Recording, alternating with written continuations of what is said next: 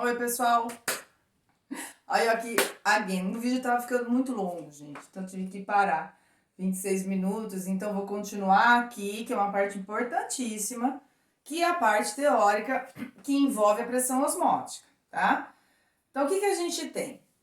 A osmose é um processo natural que ocorre quando você tem um meio menos concentrado e um meio mais concentrado. Naturalmente, a água através de uma membrana semipermeável a ela, do meio menos concentrado para o meio mais concentrado. Menos concentrado, a gente chama de hipotônico, mais concentrado, hipertônico. Até que elas fiquem isotônicas, com a mesma concentração. Aproveitando aqui, o ideal, né, é que a gente consuma bebidas que sejam isotônicas, que tenham a mesma concentração do nosso sangue. Ter a mesma concentração é ter a mesma pressão osmótica. Então, quando o exercício quer deixar ele um pouquinho mais difícil, basta ele trocar a palavra. Ah, as bebidas isotônicas, elas possuem a mesma concentração do sangue? Sim, que é o ideal para que nossas células não tenham osmose. Nem saindo água da célula, nem entrando água na célula. Um exercício mais difícil é falar que as bebidas isotônicas possuem a mesma pressão osmótica que o nosso sangue. É a mesma coisa, tá? Então, voltando aqui. A gente tem aqui, então agora a gente vai entender a teoria da pressão osmótica. A gente tem aqui água e aqui a gente tem água mais um soluto. Então, naturalmente, a água atravessa a membrana semipermeável a ela, do meio menos concentrado para o mais concentrado. Naturalmente, a osmose vai de A para B. Aí eu vou lá e eu consigo calcular a pressão osmótica daqui. Por quê? Eu sei quanto do soluto eu coloco, eu sei o valor do R que é fixo e a temperatura é só eu colocar um termômetro aqui, tá? Lembrando que a temperatura para essa fórmula tem que ser em Kelvin. E aí, o que a gente faz? A gente calcula a pressão osmótica. Vamos supor que eu faço o cálculo aqui e eu chego num valor de 2 atm, tá? Então, naturalmente, tá acontecendo passagem de água do meio A para o meio B. Aí eu vou lá, faço uma aparelhagem, deixa eu mudar aqui de cor. Deixa eu fazer aqui. Uma aparelhagem que eu consiga fazer uma aplicação de uma pressão externa. Aqui, ó, eu tô aplicando uma pressão, tá? No meu líquido, uma pressão aqui. Isso aqui é um aparelho, tá? Existem aparelhos que fazem isso e não são aparelhos caros. Aqui eu consigo aplicar uma pressão na minha solução. Naturalmente está ocorrendo osmose, passagem de água de A para B. Fiz o cálculo da pressão osmótica aqui, deu 2 atm. Se eu aqui aplicar uma pressão externa de 2 atm para osmose. Se eu aqui aplicar uma pressão externa igual à pressão osmótica que eu calculei, cessa a osmose. Essa é a definição de pressão osmótica. Pressão osmótica é a pressão que, aplicada à solução concentrada, impede a entrada de água que estava acontecendo naturalmente. Ah, Elis, e se eu aplicar a pressão aqui de 1,5 atm? Vai estar acontecendo osmose. Se eu aplicar igual, para de entrar água. Se eu aplicar maior que a pressão osmótica, vamos supor que eu aplique 4 atm, que os vestibulares hoje estão usando bastante essa ideia. Se eu aplicar uma pressão externa maior que a pressão osmótica, a gente vai ter o que a gente chama de osmose reversa. A osmose reversa vai empurrar a água no sentido contrário, do meio mais concentrado para o meio menos. Isso, gente, é chamado de osmose reversa e é usado em dessalinador, que eles usam em dessalinização da água salgada, água do mar, ou que eles chamam de água salobra. Existem algumas regiões em que a água naturalmente contém muito sal. Aí, para você tirar essa água desse sal, uma opção seria você aquecer, evaporar e a água sai. Mas isso vai ter uma quantidade de energia considerável para você aquecer essa água. E energia é caro. Então, existem aparelhos em que fazem isso. Você coloca aqui a água salgada, uma membrana semipermeável apenas à água e aplica aqui uma pressão maior que a pressão osmótica da água. Eles fazem um cálculo, né, na região. E aí você vai ter o que a gente chama de dessalinização da água salgada. Em navios de grande porte, navios de guerra, eles levam uma certa quantidade de água potável. Quando acaba, eles pegam a água do mar e usam uma osmose reversa, um aparelho, que também faz isso. O custo é menor do que aquecer a água, evaporar e condensar ela novamente, tá? Então, essa é a ideia teórica da pressão osmótica. É a pressão que, aplicada na solução, impede a entrada de água, impede a osmose. Se você aplicar a mais, você tem a osmose reversa, tá? Então, pode ser que às vezes costuma aparecer, né? Relacionado com isso, é uma parte meio interdisciplinar, né? De química e biologia. Quando você coloca uma célula dentro de um meio que está muito concentrado, sai água da célula, a célula murcha. Se você colocar uma célula dentro de um meio que está menos concentrado, entra água para dentro da célula, a célula pode inchar e até romper, né? Vocês acabam vendo isso em biologia também. Tá certo, gente? Tudo isso que eu falei tem no roteiro, tá? E agora, aproveitando então o vídeo, eu ia fazer outro videozinho. Então, eu vou fazer junto com esse mesmo, tá? Que o outro ia ficar muito longo. Eu vou comentar de algumas fórmulas que podem aparecer, mas em faculdades particulares, tá? É difícil ver em pública, pode aparecer, tá bom, gente? Não tô falando que não vai aparecer. Mas que, às vezes, né? Vocês que prestam várias universidades, pode ser que vocês vejam exercícios, tá? Então, o que agora a gente vai trabalhar? Quando a gente estuda a parte de propriedades coligativas, a gente estuda só se aumenta o ponto de ebulição, diminui o ponto de congelamento, né? A pressão osmótica é o que mais aparece de cálculo. Mas a gente consegue fazer um cálculo, né, de quanto eu tenho que colocar do soluto. Então, por exemplo, você tem um país como o Canadá, em que o inverno é muito rigoroso, chega a temperatura de menos 20 graus Celsius. Se você, no carro, no radiador, não colocar uma substância que é chamada de anticongelante, ela vai congelar, 0 graus Celsius ela congela. Então, eles adicionam substâncias para fazer com que a água não congele. Em países que a temperatura é muito alta, né, é o contrário. A gente adiciona substâncias para evitar que a água ferva dentro do carro, né? Então, a ponto de ebulição aumenta.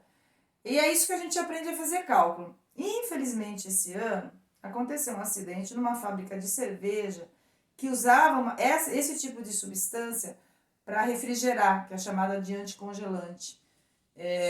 Então, pode ser que apareça, tá? Não é comum, mas pode ser. Então, a gente vai aprender a fazer cálculo. Eu vou começar com a ideia do ponto de ebulição, tá? Ebulioscopia. Então, a gente sabe que adicionar um soluto não volátil aumenta o ponto de ebulição da solução. A gente consegue calcular a variação da temperatura de ebulição. Variação. Então, por exemplo, a água tem um ponto de ebulição de 100.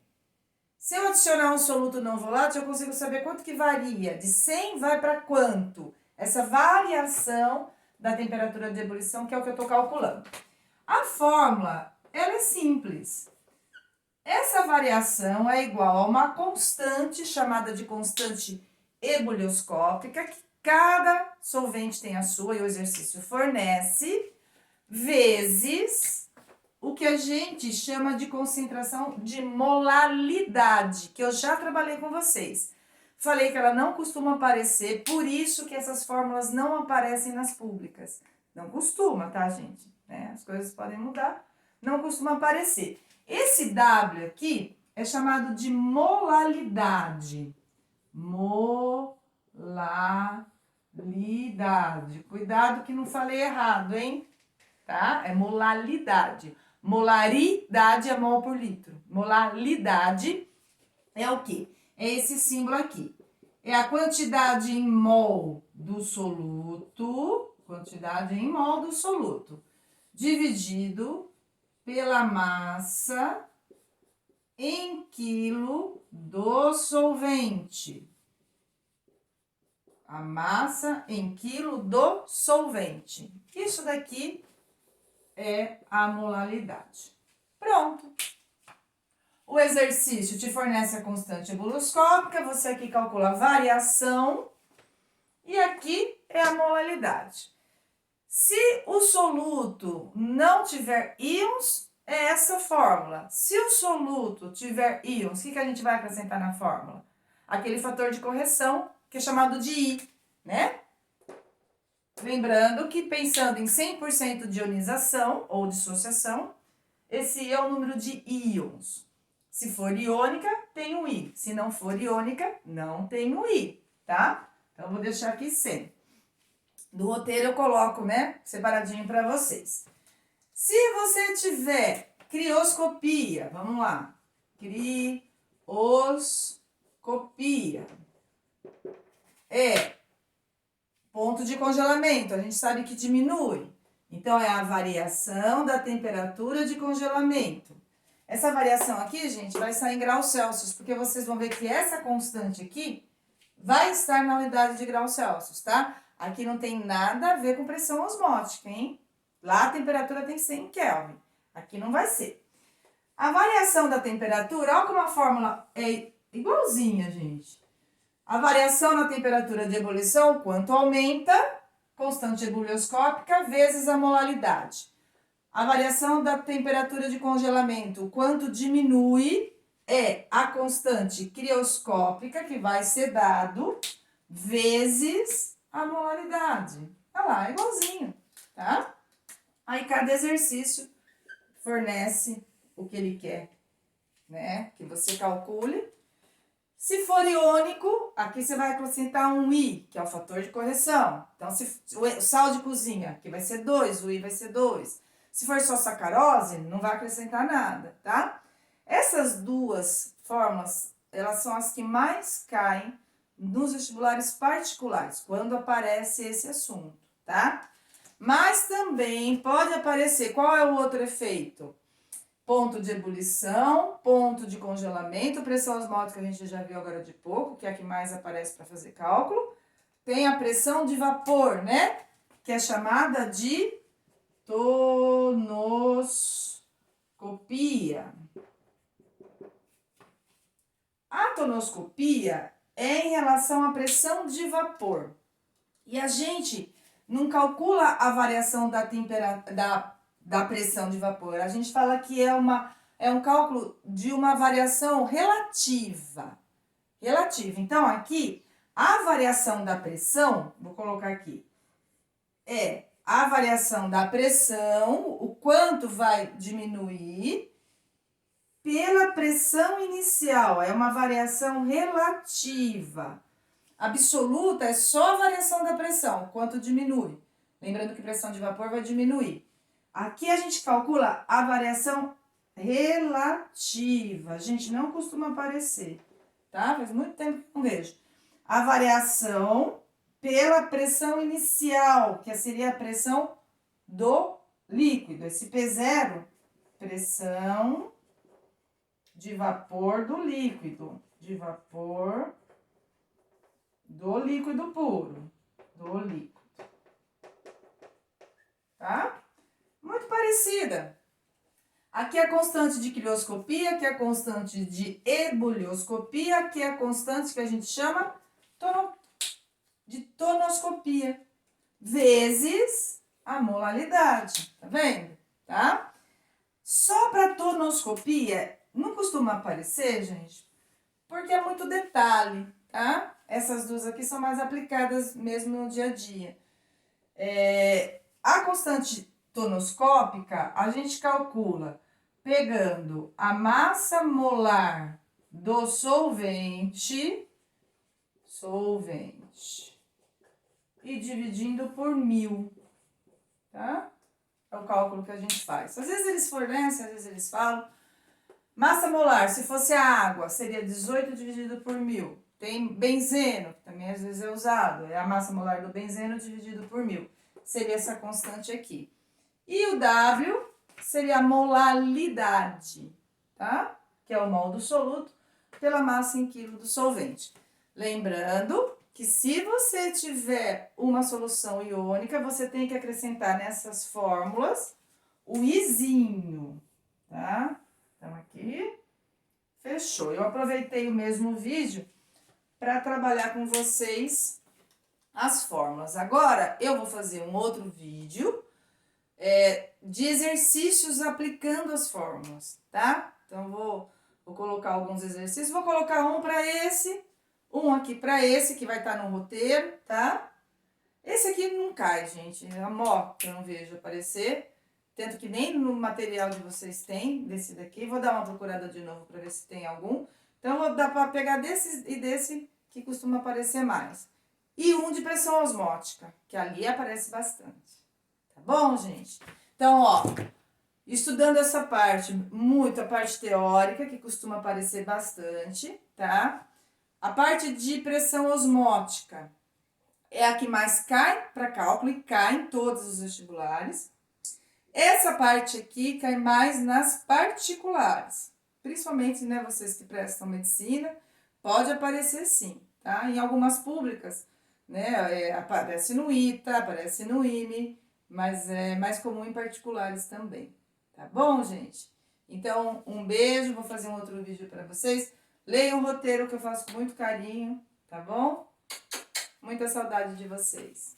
Um beijo, gente.